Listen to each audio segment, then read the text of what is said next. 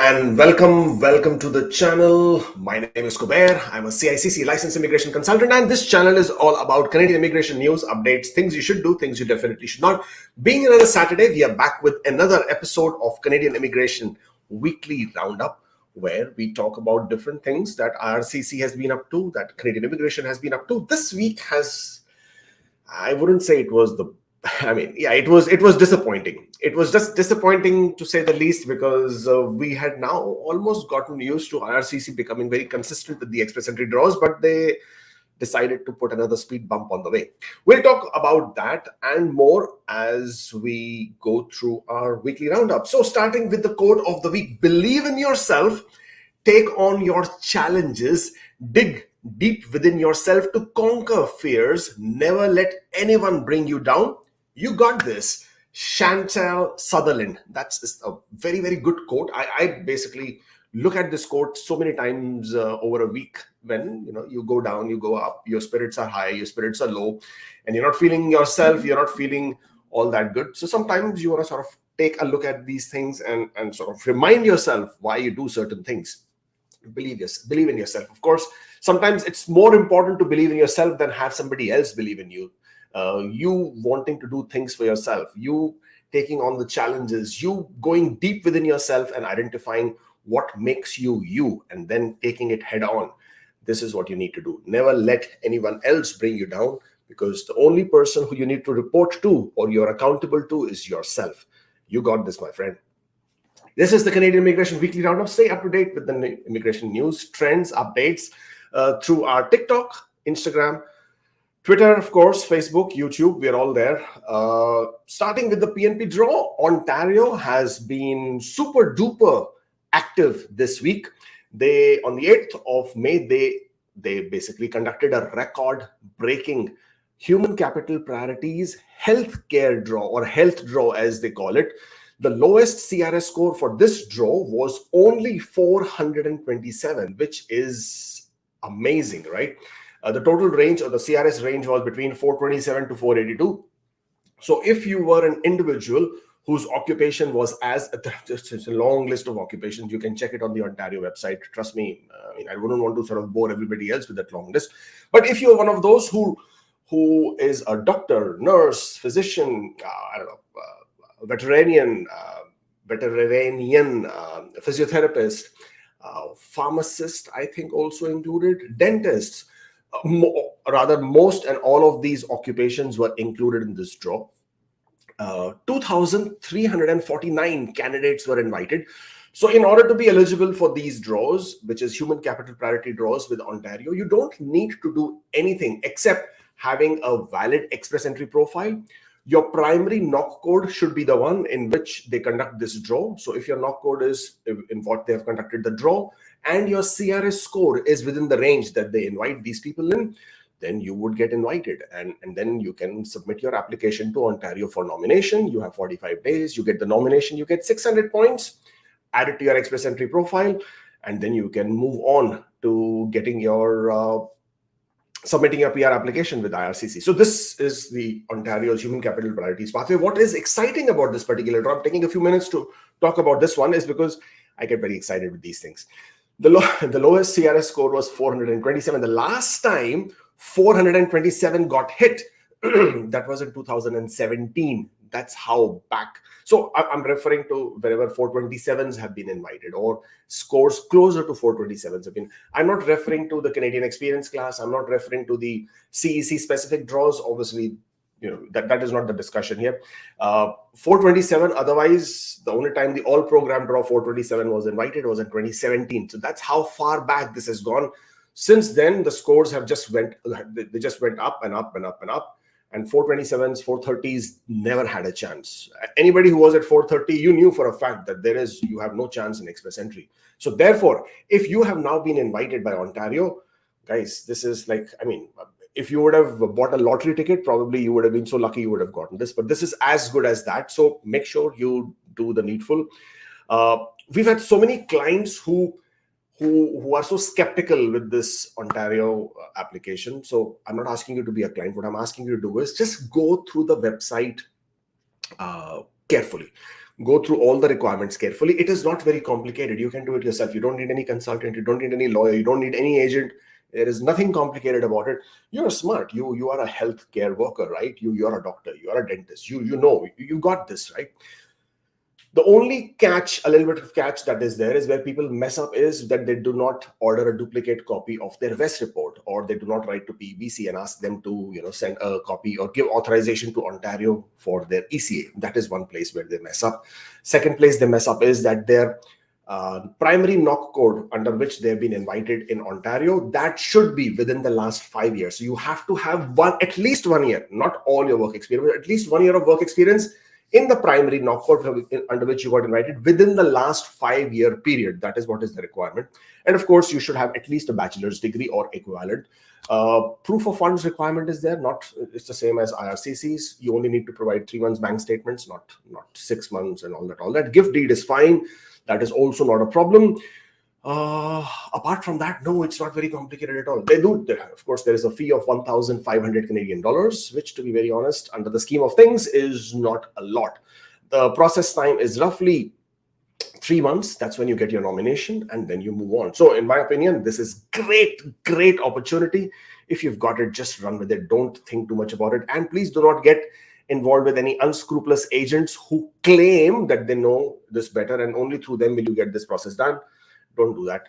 Don't deal with those agents. They really do not know much about the process. And if Ontario identifies that you're using an illegal agent or a consultant, then your application will be refused, plus you get a ban. Don't do that.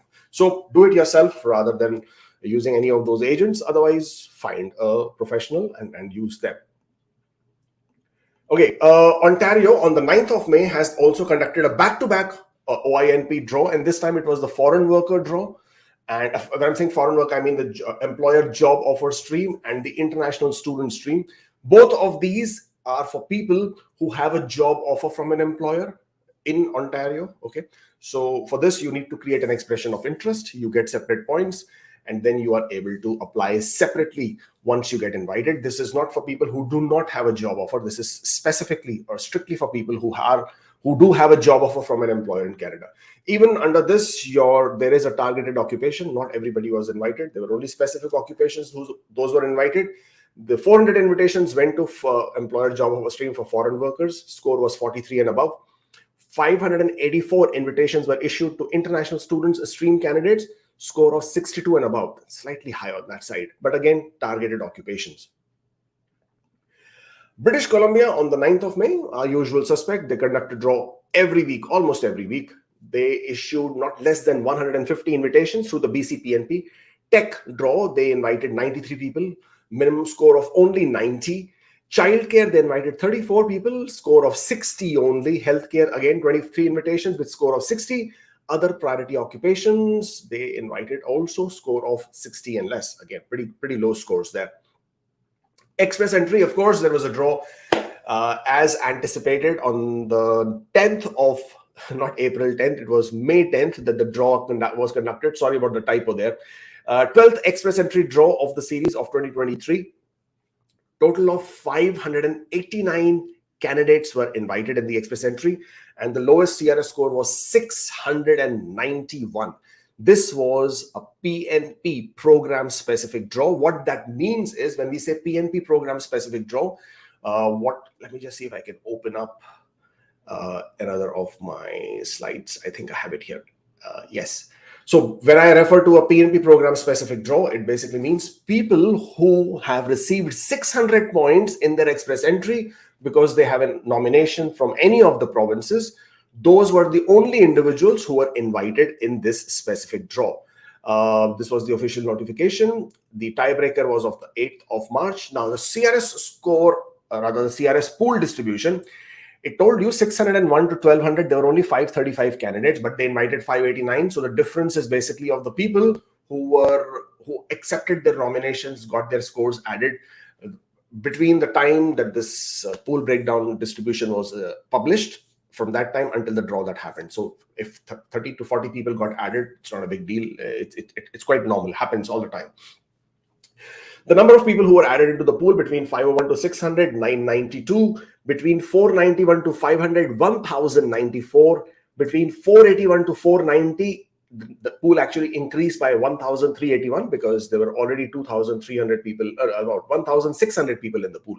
So at this point of time, the number of people in the express entry pool, not at this point of time, sorry, as of 10th of May, which is 3 days back, 5,136. That is the number of people who are in the express entry pool, probably more than that by now.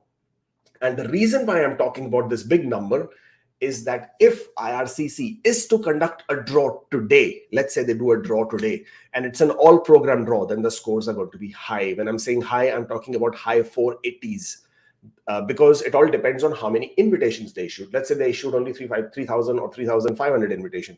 Because they've already issued about 500 some invitations for the PNP.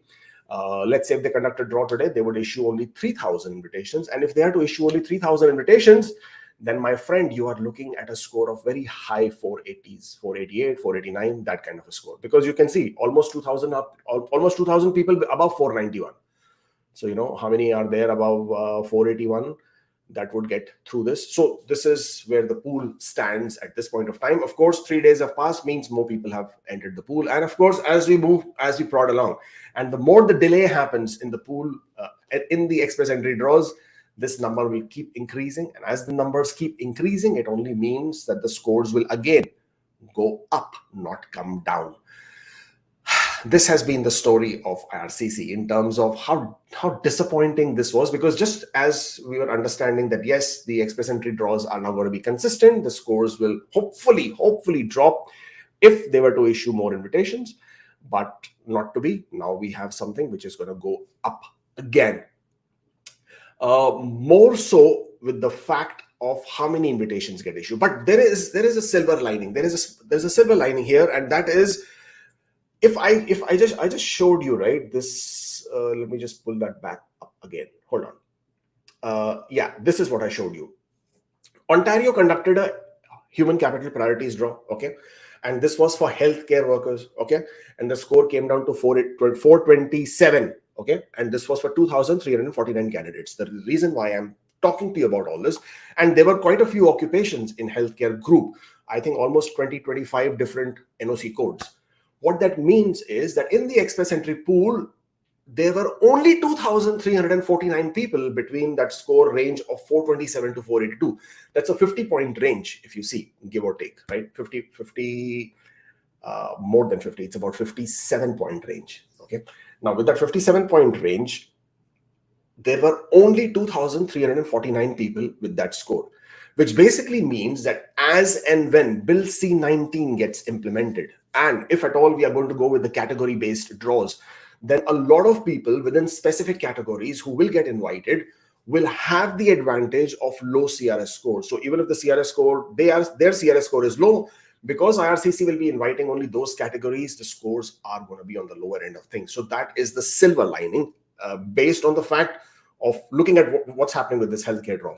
Also, Ontario is pushing to accelerate the certification for the foreign worker credential. So basically, if you have a certification from India and you are a doctor and you know you studied in India, you've got your degrees in India, Ontario is working to accelerate the process of revalidating your certifications as per the Canadian equivalency so that you can start practicing in Canada.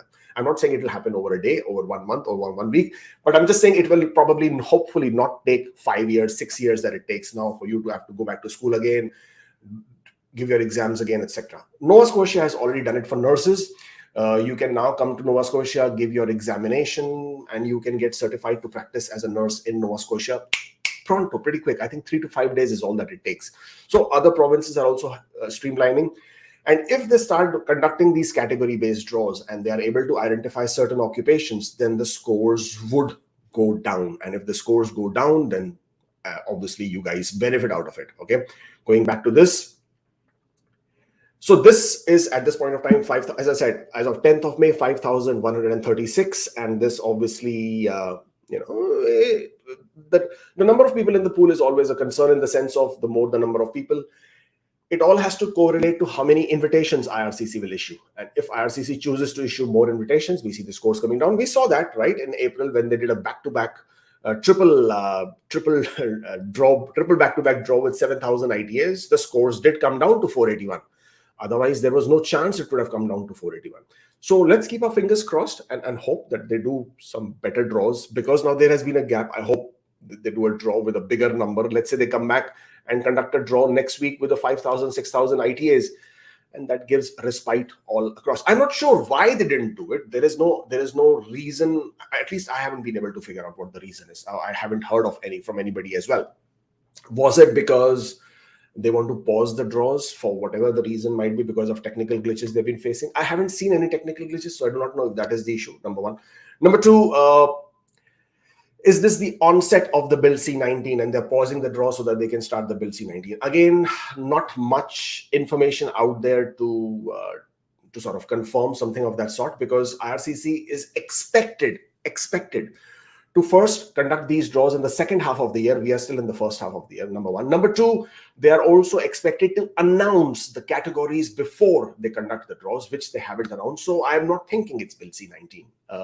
Third possible option was that this is possibly because they want to start doing some program specific draw. For example, they've done PNP program specific. Now they will do CEC specific or FSW specific, as they did in February, right?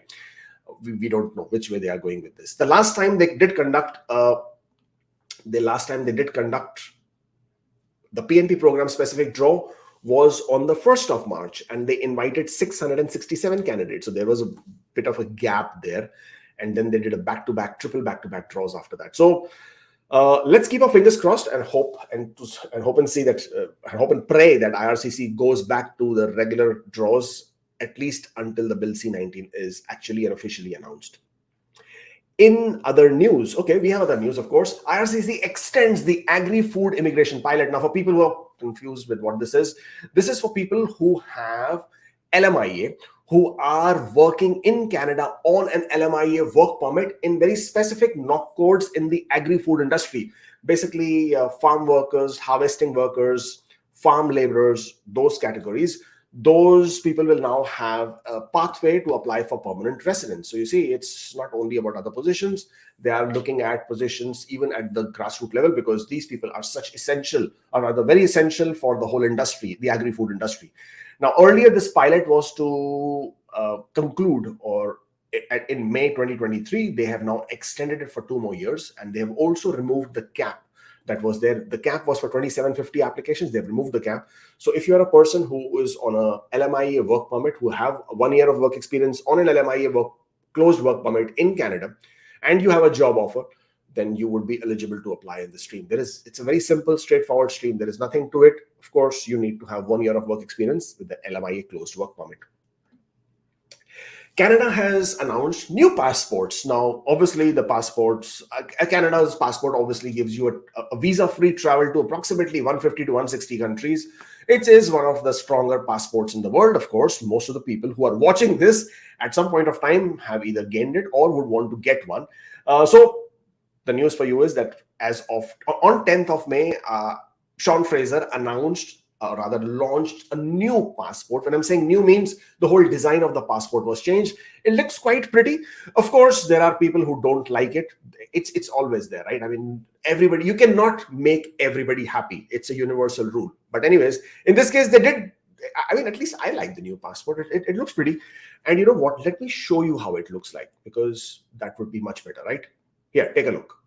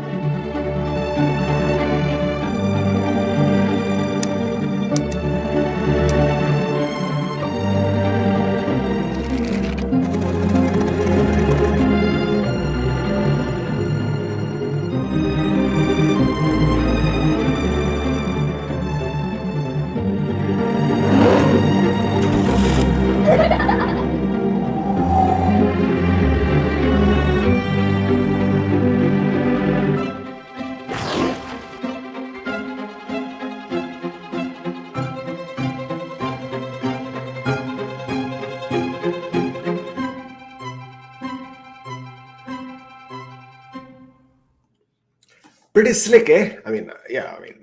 Who wouldn't want to get one of this? As I said, a lot of people are still not very happy with the passport because they think some of the old iconic images have been removed. For example, Terry Fox. But then there are some newer ones, and they look pretty cool. And I like it, but then I don't care. I don't think they care about what I like or don't like. But that's the new Canadian passport. So if you are to become a Canadian anytime in near future, then you can look forward to getting this. IRCc is considering new methods of processing work permits. Hold on before you start reading too much into this. This is for those people who already are working in Canada, have a work permit, and whenever they want to extend their work permit, they basically have to make a full-fledged new proper application with all the required documentation. The IRCc is now considering on faster processing of these applications, and they are showing that they are trying to look at new methods so that they can expedite these processes, whereby a person who's already working in Canada, who already has a work permit, already is working for the same employer, same job, when it comes to the time for extension of this, they will be able to get it done faster. Well, that's basically what we had for this weekly roundup. Connect with us on social media platforms: Instagram, TikTok, Facebook, Twitter, of course, and YouTube. And we'll be happy to share more and more information as that comes along. If you're still here, of course, hit on that like button, subscribe to the channel, because hey, who doesn't want to see those numbers going up? You always need motivation coming from whichever side it does come. Okay, let's get on with the questions. I guess that's what most of you are here for. How long is the FBI PCC valid for PR application? If after receiving the PCC, I have never been to US, is it still 6 months? Well, we have done this police clearances. I think we have beaten the subject to death, but let's talk about it once again, because it seems that this question never seems to end. It never dies down, right? So my opinion, plus what IRCc states in different portions of the website, if a police clearance is required from a country which is not your country of residence, for example, if you live in Canada, your country of residence is Canada, and you need a PCC from USA, you need a PCC from China, you need a PCC from India, then in that case, you should get the PCC while you are outside that country. And once you have gotten that PCC, and if you do not travel back to that country, then that PCC remains valid because it covers the entire duration of your stay while you were living there, and you've got it from outside that country. You haven't returned back, so nothing has changed. So that PCC remains valid. You can add a cover letter to that stating that this PCC includes your entire duration of stay. You have never returned back. You got it while you were outside. Hence, it's valid. And if you still need one, I would be happy to provide one. So that is the condition or the requirement for a PCC, which is not from your country of residence. If it is from your country of residence, for example, you live in the US, you live in China, you live in India, and the PCC is required for that country, then the PCC is valid for 6 months from the date of issue, unless otherwise mentioned on the PCC. Once the 6 months have passed, then the PCC is invalid. You need to get a new one. This date of 6 months is until the date you submit your PR application. So you receive your AOR, until that date, it is 6 months. After that 6 months period is passed, and after your AOR has passed, you do not need a new PCC unless IRCc specifically asks for it. I hope that clears this doubt again once and for all. Working in UK since 2 years, hence showing proof of funds in UK bank account, have personal loan and few credit cards. Okay, let me just shut off some of the screens at the back. Any problem if I skip showing these debts? Oh, don't skip showing nothing. You are required to disclose all your loans and liabilities. Skipping anything of this sort is not a good idea. By skipping basically means you would not be honest in your application, which can have some very serious repercussions. Instead, do provide a disclosure, full disclosure. Provide them with your loans and liabilities and your debts that you have, and provide them with a payment plan. Tell them how do you plan to pay off this debt. Because all that IRCc is interested in to know that you do have sufficient proof of funds, sufficient proof of settlement funds, and that you do not have any loans or liabilities which will impact those settlement funds. So if you're able to establish how you will pay off this debt without it impacting your settlement funds, you are good. There is no problem with that. Do you think that the next EE draw will be of a bigger size, 5,000 to 6,000, because of PNP only draw this week? Well, it is possible. It is possible first of all, because we do not know why did the pause happen. If the pause is because they are changing the way they want to conduct the draws, then I don't anticipate a big draw. But if the pause happened because, let's say, there is a glitch in the system, let's say they were having some technical issues and they didn't want to conduct the draws, then there is a possibility that they may increase the draw size. You have to also keep in mind that they have already issued more than half the quota that I think that they would be issuing for ITAs this year. So it could also be that they are trying to regulate the number of invitations for the remainder of the year. All these options are available, but whether there will be a big size draw or not, I don't know. I hope there is, because that would definitely bring back the scores in a more, respectable manner, I would say, or they would bring the scores back to something which we would be more happier to see at this point of time. What are the chances of Saskatchewan score? I don't know. It all depends on what Saskatchewan chooses to draw, depends on what knock codes they choose to draw. You can also check if their labor market priorities. They usually publish a report, 5 years report of their labor market priorities. If your occupation, if your knock code is included, then there is a possibility. If it is not included, then it's tricky. We don't know. EE application, the temporary UCI that starts with CAN has changed to my real 10-digit UCI. Can I be sure that the R10 check has passed? If not, how can I know that the R10 check has passed? There is the temporary UCI number that you see, that CAN number, is not a UCI number. That's a candidate number. Okay, that's a candidate number of you being in the Express Entry profile in the pool. When you do get issued with a 10-digit UCI, it is usually an indication that your R10 has passed. Also, your system will get updated with your biometrics if you've already given biometrics, or you would be given a biometrics request, and your medicals will also get updated. All these are indicators of your R10 getting passed, and that's how you would pretty much assume that that's where you are at that stage. Do we have to count the 10 years of travel history back from the date of ITA or from the date of submission? That this differs in my case. You will count it from the day of submission, 10 years back from that date. You can always add an extra month or two. That doesn't really, make a big difference. So you may as well be on the safe side and get or add extra 2 months and go back 10 years on the date of submission. For Ontario, can I indicate non-accompanying spouse on Express Entry but state accompanying on Ontario Human Capital Priority? Is that cause for misrepresentation? No, it is not cause for misrepresentation, but what that will do is that changes your CRS score. If you're telling Ontario, my spouse is a company, and Ontario calculates your CRS score, then the CRS score is less. But you got invited with a higher CRS score, so that makes a bit of a difference. But if your new CRS score with your spouse added is equal to lower than whatever Ontario has invited, then you're good to go. You can.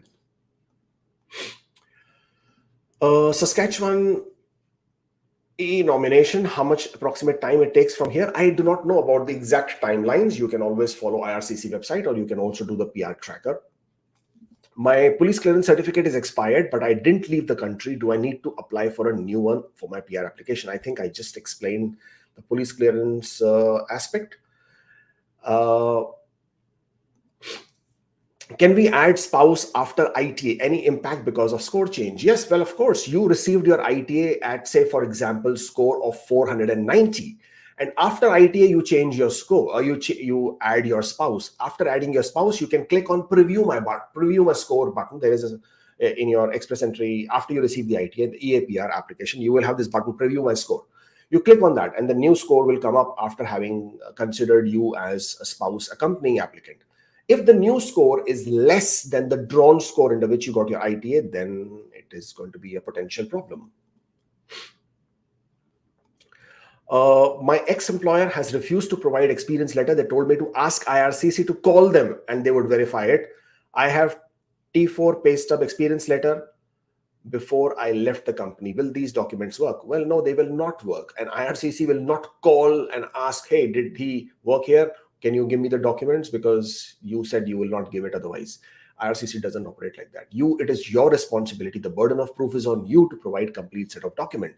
An employment reference letter contains a very critical information, and that is your job description. Your job description is what defines your knock code. Without identifying your knock code, IRCc will not process your application further. It is your responsibility to provide them with a third-party reference which validates your knock code. So if your employer is refusing, ask your manager to give it. Provide a company's HR policies, or provide I don't know, your official job description or company's any other official documentation which shows what your job description was, in addition to your pay stubs, pay slips, T4s, notice of assessments, experience letter, then that could certainly work. Any hope for Ontario general draw? They have been silent for this draw for 16 months. Any hope for 475 in the next 5 to 6 months? I don't know about 475 at this point of time. 475 to me looks very difficult based on what we are seeing with the express entry scores. And actually, anything below 480 to me at this point of time looks very difficult. Again, all of that can change very quickly once and if IRCc chooses to conduct large size express entry draws. For example, they put a gap. Let's say they conduct a 6,000, 7,000 invitation draw next week or a week after that, then the whole story changes very quickly. But if they don't, then anything below 480 is looking extremely difficult at this point of time. As I said, anything can change as we move forward. As far as the Ontario's general draw is concerned, I don't know. They haven't been conducting that draw. Again, it is labor market priorities. At this point of time, they probably want to exhaust all their requirement for the labor market priority within the healthcare sector. Once they have done that, then they probably will come back to the general priority occupations. I actually did tweet to ONI immigrant, that's the Twitter account of Ontario, asking for any information on this. They haven't obviously responded back, didn't expect them to. But yeah, there is no way to project, because at the end of the day, it is the prerogative of the province. It is just that once they conduct a draw, then we start assuming and expecting that they will conduct it again. There is no reason, there is no basis for them to do it. Human capital priorities, basically by the name itself, human capital priorities, by the name itself, it means that wherever they have priorities in terms of the human capital, those are the occupations they will invite. First, they used to invite only general occupations. Then they started inviting tech, then they have now started inviting healthcare. There is no guarantee, there is no assurance that they will go back to inviting general. Yes, the logic says that they should basically, space it out and have some other occupations as well. But then I think under the express entry itself, there are so many other occupations who do come to Canada, who do make Ontario their home, who are under the general occupations, that they may not have been that inclined. It is the healthcare where the current situation is looking very difficult, and that's where they have gone in that direction. But again, who's to say? Maybe they will do one tomorrow. There is no way to sort of give you any speculation or prediction when and what they will do with that. Can we delete one work experience from the Saskatchewan portal and IRCc after receiving letter of application from Saskatchewan? Well, you can technically, or you can choose to not add any document for that particular work experience, but that would then reduce your points. And if you're okay with the points that are being reduced, then probably you can. ECA for WES, is the ECA reference the number plus the suffix with IMM or just the number part? You should enter the IMM part as well. Over 6 months, no decision, ECEC online in CA normal? Well, normal, not normal, that is not the way to look at it. It could be for several reasons. At this point of time, any applications that have been submitted after September, August of last year, those are seeing faster processing. Those are getting processed quite fast. And those tend to see a processing time of 6 months and less. So if you are not seeing that kind of processing time, then what you should do, what you can do, is order GCMS notes and see if there is any concern in your application. You can also call IRCc and check with them what's going on. Many aspirants with high IELTS scores will have to reappear solely due to slow disposal. I don't know what you mean by that, but that is the fact with all applicants, not just with high CRS score holders as well, right? I have become eligible in Ontario. In profile, only the last designation was entered. I have multiple designations. Can this be changed over the ITA? Yes, you can change this. This is not a problem. What is the process after AOR? Well, after AOR, you wait. That's basically the only process. You're not supposed to do anything unless you also need biometrics, for which you will get a request. Apart from that, if IRCc needs something from you, they will ask for it. If they don't, then they will give you a decision. Being at 475 is the real pain. If I would have been under 470, it would have been evident, but 475 is really crazy. I agree with you. It gives you those, it puts you on this hot coal. You don't know which way you got to go with this. Will the master's graduate stream score gonna increase, or will it be same like the last one in Ontario? Well, that will depend on how many people are there in the pool and how many invitations Ontario chooses to draw out. Booking appointment. Well, if you wish to make an appointment, then that is the link. You can, use this link, make an appointment one-on-one, and we will be happy to discuss your application, your questions. Federal skilled worker application stuck on since AOR 12th of January with no update. I requested GCMS notes in the meantime, wondering if addressing a demand web form would ask why I have this delay. You don't have a delay, actually. 12th of January basically is still within the 6 months processing standard timeline. So I'm not sure why suddenly you would think this is a delay. It's not a delay at all. It is just within the processing times. You need to have patience and wait. Or if you want, you can order GCMS notes. Certainly our expectations is that the application must be processed in 3 months, 4 months, 2 months, right? So yeah, that's not the way to look at it. The average processing time is still 6 months, and you got to wait for 6 months to see what's going to happen. Unless, as I said, you can always call IRCc, or you can also order GCMS notes. Does it make IRCc work easy in terms of processing a PNP application versus a normal EE application, which requires checks and verification from scratch? I'm not sure what you're asking. Are you saying that if you have a nomination, would it be easier for IRCc versus not having a nomination? Well, if that is what you're saying, well, then that is not how it works. Just because you have a nomination does not mean IRCc will not conduct its own checks. There are, on the contrary, because you have a nomination, IRCc conducts an additional check, which is your intention to wanting to move to that province. And they do a lot of background check. They do a lot of eligibility checks, because you still need to be eligible in the express entry, whether it's a federal skilled worker or Canadian experience class. So they do need to do those checks on their own. Sometimes what a province is willing to accept, for example, Alberta, Ontario, in some cases, they're willing to accept certain mismatch with the NOC code. They will accept it. IRCc will not. So please, for not even for a minute, should you ever assume that just because you have a nomination, it's going to be a walk in the park, or that you should assume that IRCc will not need as many documents, or IRCc will also just close their eyes and let it go because you have a nomination. It is not like that at all. I'm working NOC-B, October 22, work permit, wife is on study. My score after 1 year will be 456. Can I ask employer for a dual intent LMIA? Yes, of course, you can ask an employer for an LMIA. Can you please tell us about different colors of passport, like white and red? I'm not sure what do you want me to tell you about the different colors of passport. White and red are part of the Canadian flag, and hence white and red, right? Hi Kubeir, I got my PPR this week, and it was largely thanks to your videos. No agents, just DIY. Great work that you're doing. Oh, I'm so glad, Yuri. Congratulations. This is incredible. And I'm so glad you did it yourself without the need of any agents. This is just amazing. Congratulations. Congratulations to your wife and your family as well. I'm sorry if you're married, not otherwise. But I wish you all the very best, and welcome to Canada. You can extend your postgraduate work permit too. I'm not sure if you're asking me or you're asking somebody else, but yes, if your postgraduate work permit is expiring in 2023, then there is a public policy ongoing, and you will be able to extend your postgraduate work permit. Wife done with PG, got PGWP, but no job. Work permit expiring 29. Do I need 3 pay stubs to expand my open work permit? Can she work in areas other than field of study? Tim Horton pay stub works. Yes, yes, yes. To all of them. Do I need 3 pay stubs? Yes. Do you need employment letter? Yes. Do you need employment letter with job description? Yes. Can she work in other areas of field of study? Yes, she can. Does Tim Horton's pay stubs work? Yes, it does.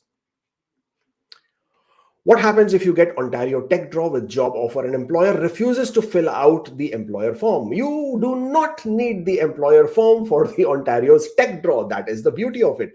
You need the employer form for the expression of interest streams, where the job offer is a mandatory requirement. It is not a requirement in the Ontario's Tech Draw. So you do not need the employer form.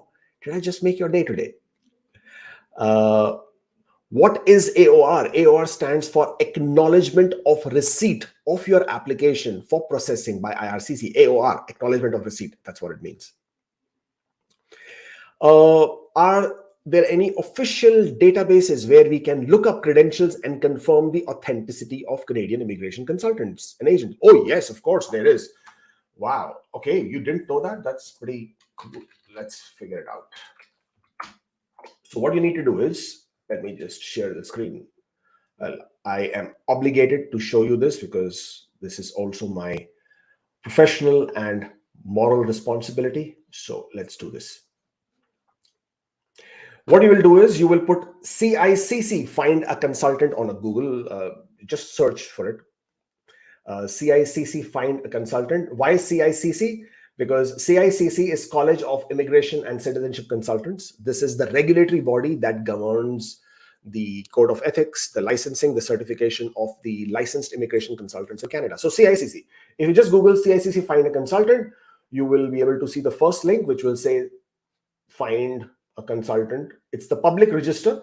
This has all the information of all the licensed Canadian immigration consultants. If you are going to scroll down here and do an advanced RCIC search, for example, if you put my RCIC number here, R706180, that's my license number, and then click on search, then you should be able to see my details. Okay, if I click on contact here, you should be able to see my information and my details, and this will tell you if the consultant is active or not. This is where it shows whether the consultant is active.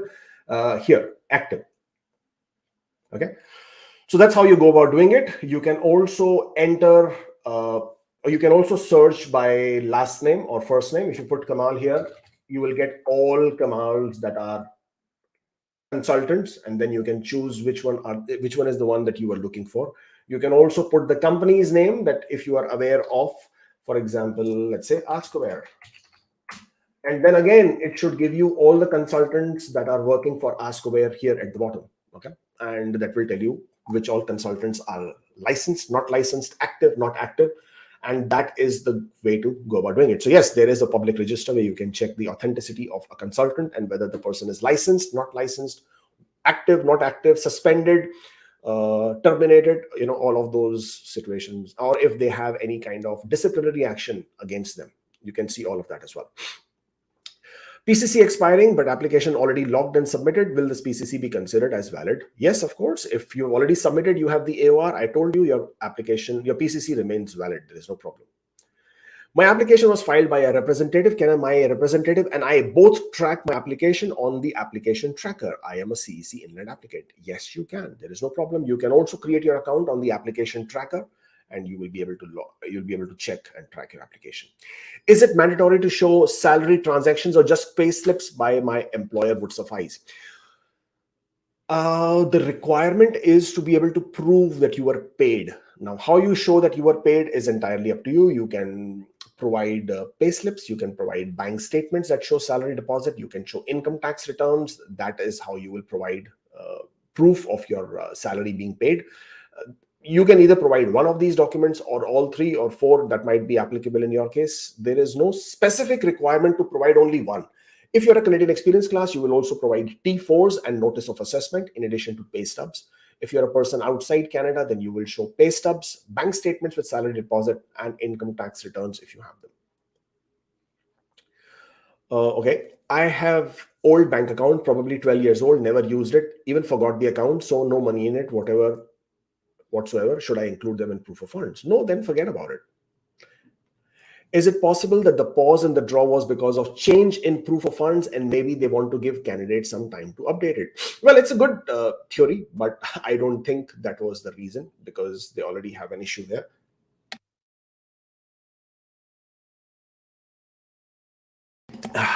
Excuse me.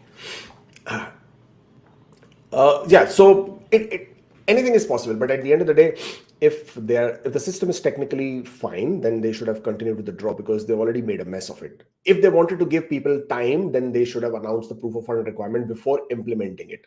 There was no point of doing it after. But yeah, I mean, it's a theory, but we will never really know because IRCc is never going to come out and tell us what was the reason based on which they did not conduct the draw. Candidates asked to do re-medicals even though 5-year validity and inland applicants. Any thoughts? Well, just because you have been given the exemption to provide your old medicals if you are inside Canada and they were taken within 5 years, does not mean that IRCc cannot come back to you and ask you to do remedicals anyways. They can still do it. Let's say they have a concern in your medicals. Let's say there is a condition which was identified in your earlier medicals, and they wanted to make sure that those conditions still do not exist or are not prevailing. Then they absolutely can ask you to do the medical. So it's not a concern. You simply will just go and do the medicals again. Can we predict how many people are in the pool from CEC category? It is disheartening because the scores are too high for people who did an entire degree in Canada. There are two ways to look at it. You did the degree in Canada because you wanted to study in Canada. You're already getting additional points for studying in Canada. So that already puts you at advantage. Now, as far as how many people are there and how to predict, we can't predict. We don't know. Only IRCc knows, and they do not release that data. So yeah, maybe once the Bill C-19 is introduced and when they start conducting category-based draws, there is a very high possibility they might announce categories, and they might announce people who are inside Canada have the advantage.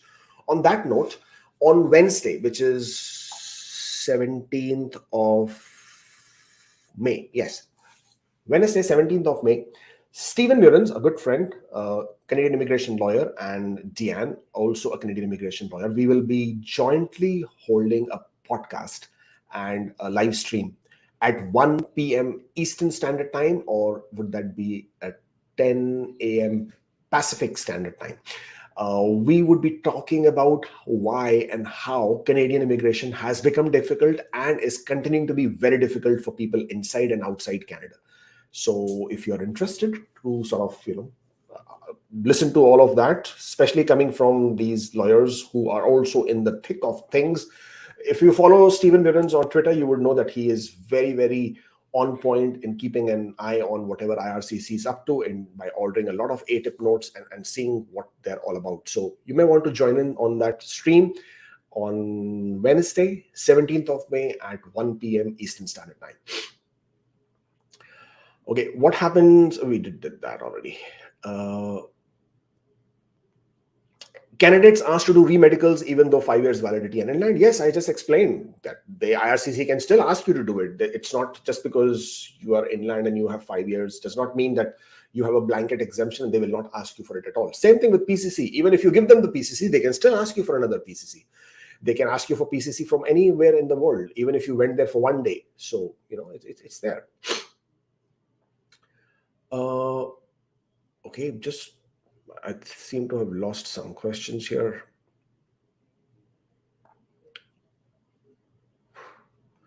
Can I claim 20 points in Saskatchewan for a relative first cousin once removed? I am not sure what you're asking me. When you say once removed, I don't know what that means. But if your relative lives in Saskatchewan, continues to live in Saskatchewan through the application process, then you can certainly claim those points. Requested an ECA from Wes, will be studying in Canada in September without any mention of dual intent as I plan to return home. Will it be misrepresentation if I use 2021 ECA for express entry? No, it is not misrepresentation. You can definitely use it. There is no problem. I know you might not have any way of knowing it, but do you expect that government might extend postgraduate work permit expiring in 2024? Like how? Well, they can do whatever they want to do, right? So, but in my opinion, I don't think it would happen. At least the likelihood seems quite less. But of course, they've done it in 2021, 2022, 2023. You see, we have moved far away off from the COVID and the impact of COVID. So yeah, it looks quite unlikely at this point of time. I have a quick question. After medical pass for super visa, what is the next step? The next step would be the application decision. I'm assuming the biometrics are complete, medicals have passed. So yeah, you would now be hopefully getting your application decision. I wish you all the best, and I hope you get it sooner. If I secure the LMIA for the application, which is not my primary occupation, can I include this in my profile as a valid job offer? Yes, as long as you have some background, some experience to show that you can perform that job, you can definitely do it. It doesn't have to be a primary knock, so there's no problem with that. Would like to know your take on parents and grandparents PR draws happening anytime this year. Well, it is expected in the third quarter, probably, as historically they've been doing it, September, October this year. That's when we expect. It is anticipated that they will maintain the same format like last year, like a lottery. So they will invite the expression of interest, then they will have a pool, then they will conduct a lottery. They intend to invite about 25,000 people this year. So that is what is anticipated. Follow up on employer refusing to provide experience letter. My offer letter has details of my job description. Will that work along with T4, pay stubs, experience letter issued before I left stating my position? Well, if there is nothing else, then yes, you should. I mean, you should be able to claim that. You should be able to say that this is what I got. My employer is not giving. This is all that I have. And in most cases, that might be accepted. For work experience, is the signature of the responsible HR enough, or my technical manager HR should sign the letter? No, your responsible HR can also sign it. That's absolutely fine. No problem with that. Is there a pathway TR to PR without a score requirement? Yes, there are quite a few. For example, we did the agri-food pilot today, right? That is without any score requirement. Our AIPP, without any score requirement. Atlantic Immigration, not AIPP, AIP, Atlantic Immigration Program. Some communities for RNIP, Rural Northern Immigration Pilot, also without any score requirement. What else is there? Depending on which province you are. For example, if you are in Manitoba, international students, graduate students, no score requirement. If you are in BC and you work for designated healthcare organizations, you can apply for nomination without any score requirement. What else is there? If you are a protected person and you apply under HNC, Humanitarian and Compassionate, no PR, no score requirement. So yeah, there are quite a few pathways which do not have any score requirement. Okay, last few questions before I go off. This is what I don't understand. How can one get an employer in Ontario who has a cap of 1 million? Most employers are small. That is not true.